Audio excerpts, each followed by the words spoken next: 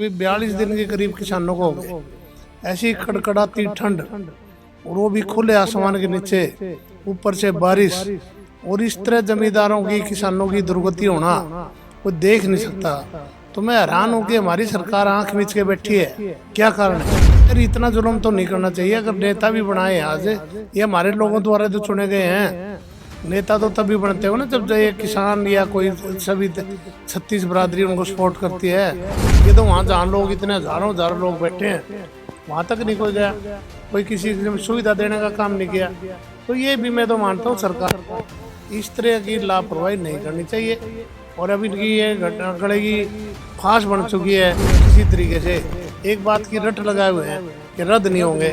MSP भी नहीं दे सकते, मैं गारंटी देता हूँ। अगर इन्होंने 23 फसलों का एमएसपी मान लिया किसानों का, फिर कॉन्ट्रैक्ट फार्मिंग तो खत्म हो जाएगी।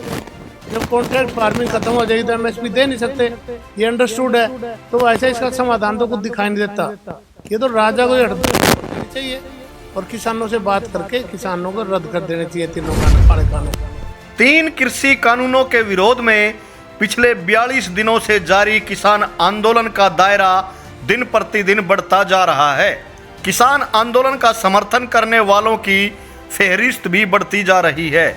इसी कड़ी में समालखा के पूर्व विधायक एवं बीजेपी नेता भरत सिंह छोक्कर ने भी किसानों की मांगों को जायज ठहराते हुए भाजपा का साथ छोड़ दिया है। इंडिया की दहाड़ चैनल से बातचीत करते हुए प्रमुख गुर्जर नेता एवं पूर्व विधायक ने कहा कि प्रधानमंत्री नरेंद्र मोदी को राजहट छोड़ किसानों की मांगे मान लेनी चाहिए। खुद को जवान और किसान बताने वाले भरत सिंह छोक्कर ने और क्या कहा, जानने के लिए देखे हमारे संवाददाता विनोद लाहौट की ये खास रिपोर्ट। दर्शकों, किसान आंदोलन को आज 42वां दिन शुरू हो चुका है। किसान दिल्ली के बॉर्डरों पर डटे हुए हैं, लेकिन सरकार अभी तक टस से मस नहीं हो रही है। और इसी बीच बीजेपी में भी एक रिएक्शन शुरू हो गया है। समालखा में भी समालखा के पूर्व विधायक रहे चौधरी भरत सिंह छोक्कर ने किसान आंदोलन के चलते बीजेपी से मनमुटाव हुआ और इन्होंने बीजेपी की सदस्यता से त्यागपत्र दे दिया है। आइए इनसे मिलते हैं। हमारे साथ बात करने को भरत सिंह छोक्कर जी हैं। छोक्कर साहब नमस्कार। नमस्ते जी। नमस्ते सर, ये आपने किसान आंदोलन को लेकर के एक बीजेपी से जो रिजाइन किया है, या कोई और कोई कारण है? अभी तो भाई साहब जो आज मुद्दा है, तुरंत गर्म मुद्दा किसान आंदोलन का, ये और कारण तो कुछ हो नहीं सकता। मैं इस बात से हैरान था कि मेरे को भी थोड़ा कोरोना की बीमारी से मैं ग्रस्त था, काफ़ी दिन से घर ही पड़ा था। तो मैं देख रहा था कि भी 42 दिन के करीब किसानों को हो गए।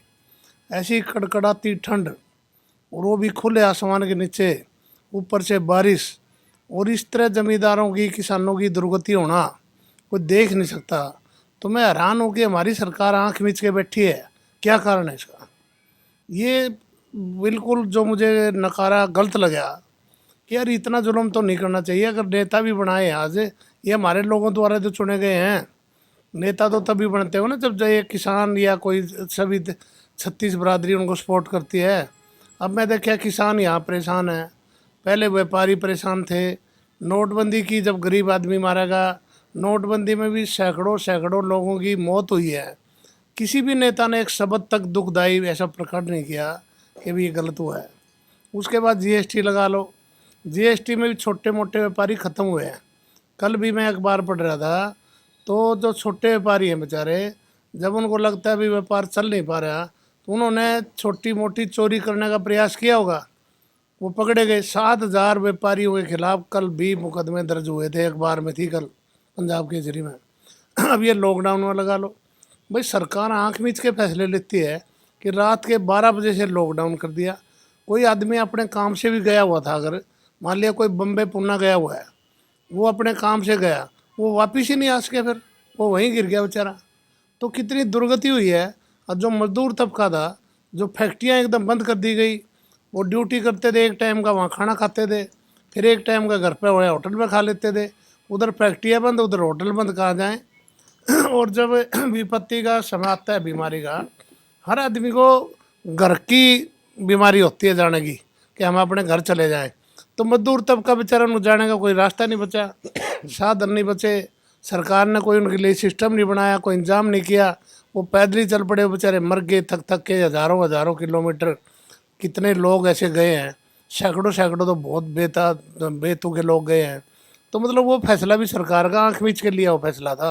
तो साहब, आप भी एक ग्रामीण परिदृश्य से आते हैं और खेती किसानी से आपका भी वास्ता रहा है, तो ये जो जो सरकार ने जो 3 के जो कृषि तथाकथित जो कृषि सुधार कानून हैं, जिन पर ये किसान आंदोलन आज चल रहा है, सरकार समझाने का प्रयास कर रही है कि आंदोलन जो कानून है बहुत ही किसानों के हित में है, तो आप क्या समझते हैं इन कानूनों के बारे में? भाई साहब, जहाँ तक कानून की बात है ना, एक चीज़ कोई दी जाए ना किसी को, अगर वो पहले आपस में बातचीत हो जाए, संवाद हो जाए, उसको उसको समझ आ जाए, फिर वो चीज़ लागू करने कोई दिक्कत नहीं आती।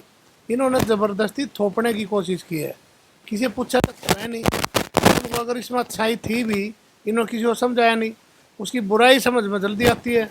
एक बात तो हम भी और आप भी सोच सकते हो कि आज तक किसी को सरकार ने हार ग्रहण करने की, किसी चीज़ को इकट्ठा करने की, स्टॉक जमा करने की छूट नहीं दी, सरकार ने क्यों दी? इसको पीछे दिक्कत A to Z हर व्यक्ति को आएगी। ये जो बड़े बड़े जो इतने सैकड़ों सैकड़ों एकड़ के गोदाम बनाने जा रहे हैं, ये सारी चीज़ें वहाँ पर जमा कर दिया करेंगे। जब शॉर्टेज होगी, पूर्ति कम होगी बाहर, जब उसका रेट बढ़ा के 10 रुपये की चीज़ को 50-60 रुपये में बेचने का काम करेंगे, तभी हर गरीब आदमी को दिक्कत आएगी।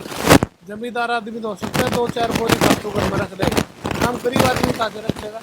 ये बड़ा दुखदायी पॉइंट है मेरे हिसाब तो है इन कानूनों के बारे में हर आदमी समझ चुका है, सब जानते हैं, लेकिन सरकार क्यों नहीं इस पर जो है फैसला ले पा रही है? सरकार क्यों नहीं समझ पा रही किसानों की जो मन की बात है? इस पर क्या सोचते हैं? सरकार का तो समझ में आया ना वैसे भी कि जिन लोगों ने इनकी पैसे के तौर पे, फंडिंग के तौर पे हज़ारों हज़ारों करोड़ रखी है, उन लोगों को जो फायदा पहुँचाना चाहते थे, किसानों की आड़ में कानून बना दिया, बिना पूछे बना दिया। अब ये अगर वापिस लेते हैं तो ये नाक का सवाल बन गया। मैं कहता हूँ राजा हट धर्म अच्छी नहीं होती। राजा की जो हट धर्म होती है वो नुकसानदायक होती है। उसी का नतीजा है कि आज जमींदार अपनी हट पर हैं, राजा अपनी हट पर है। मैं तो कहता हूँ जनता ही राजा को बनाती है, तो राजा ने तो इनसे मिलजुल के बात कर लेनी चाहिए थी। लेकिन अफसोस की बात है, मुख्यमंत्री ने इतने लोग 55 के आसपास मर चुके हैं, सरकार को MLA MP CM प्रधानमंत्री कोई उन तक न जाना। हम तो ग्रामीण पृष्ठभूमि का सामाजिक आदमी है, बहुत होती है तो उसे घर पर लोग जाते हैं। ये तो वहाँ जहाँ लोग इतने हज़ारों हज़ारों लोग बैठे हैं वहाँ तक नहीं कोई गया, कोई किसी की सुविधा देने का काम नहीं किया। तो ये भी मैं तो मानता हूँ सरकार को इस तरह की लापरवाही नहीं करनी चाहिए। और अब इनकी ये गले की फांस बन चुकी है, ये आठ दौर की बातचीत हो चुकी है सरकार और किसानों के बीच में, और 9वें दौर की जो बातचीत जो 8 तारीख को निर्धारित किया गया है, तो क्या सोचते हैं कि भाई क्या कुछ समाधान होगा, उसमें कुछ बात बनेगी? विनोद जी, समाधान तो इतनी बड़ी सरकार है, केंद्र सरकार है, लोगों की लोकप्रिय सरकार थी ये, इन्होंने बदनामी खामखा ले ली अपने ऊपर। तो लोगों से एक बार की वार्ता में समाधान हो जाना चाहिए था। 8 बार करना, 9वीं फिर फिक्स कर देना, डेट देना, ये तो कहता हूँ किसानों के साथ मजाक करने वाली बात है। ये उनको किसी तरीके से एक बात की रट लगाए हुए हैं कि रद्द नहीं होंगे। MSP भी नहीं दे सकते, मैं गारंटी देता हूँ। अगर इन्होंने 23 फसलों का MSP मान लिया किसानों का, फिर कॉन्ट्रैक्ट फार्मिंग तो ख़त्म हो जाएगी। जब कॉन्ट्रैक्ट फार्मिंग ख़त्म हो जाएगी तो MSP दे नहीं सकते, ये अंडरस्टूड है। तो ऐसा इसका समाधान तो कुछ दिखाई नहीं देता। ये तो राजा को ही हट देनी चाहिए और किसानों से बात करके किसानों को रद्द कर देने चाहिए तीनों काले कानून, तब इसका समाधान है। जैसे कि आपने इनका किसान कानूनों के जो कृषि कानून है उनको लेकर के आपने बीजेपी से इस्तीफा दिया, तो अगला कदम अब क्या होगा? किस तरीके से आप? भाई साहब देखो, मेरा अपना मन है, मैं किसी राजनीतिक पार्टियों में देख लिया, मैं तो इनसे तंग हूँ। भ्रष्टाचार की सारी सीमाएं पार हैं। बीजेपी में मैं देख लिया, पब्लिक मेरे सामने हमेशा, पहली बार भी मैं था तो 50% वोट लोगों ने मुझे दी थी, कोई खर्चा नहीं किया, ईमानदारी का रिकॉर्ड बनाया, मेरे टाइम में कोई रिश्वतबाजी तक ले नहीं पाया। प्रधानमंत्री के लिए काम मुश्किल नहीं, वो चाहे दिन को करना चाहिए था। तो मैं समझता हूँ कि अगली बात तो अब मुझे नफरत हो चुकी है राजनीति से। मैं दो किसान जात को, किसान घर में पैदा हुए। उसके बाद मैं सैनिक रहा हूँ 15 साल देशभक्ति की है, फौजी एयरफोर्स में मैं रहा हूँ। उसके नाते मैं जवान भी और किसान भी हूँ। तो जवान और किसान जो भी होगा उसके दिमाग, उसके आंखों के सामने जब ऐसा अन्याय, ऐसा क्रूर व्यवहार किसानों से किया जाएगा तो वो ऐसा नहीं है, ऐसा नहीं किया जा सकता। तो इसलिए मैं तो यही कहता हूँ कि भाई मैं तो किसी पार्टी पर विश्वास नहीं करता। अगर समय के अनुसार यदि कोई बात ऐसी जो लोग करेंगे, मैं लोगों की सुविधा के लिए राजनीति में आता, लोगों में सुख करके देखता हूँ, कोई सुख सुविधा के लिए नहीं आता। मैं चाहता मैं कई लाख की नौकरी छोड़ गया, मैं चाहता तो मैं भी यहाँ हज़ारों करोड़ का आदमी बन सकता था, लेकिन हमने ये काम नहीं किया। लोगों की सेवा में विश्वास किया। आगे मैं अपने आदमी से सलाह मशवरा करूँगा, जो मुझे कहेंगे मैं कदम उठाऊँगा। अगर लोग कहेंगे अपने यही आइडिया। तो ये थे चौधरी भरत सिंह छोक्कर, पूर्व विधायक समालखा, जिन्होंने हाल ही में किसान आंदोलन से दुखी होकर के, सरकार के हठधर्मिता से दुखी होकर के बीजेपी को रिजाइन किया है।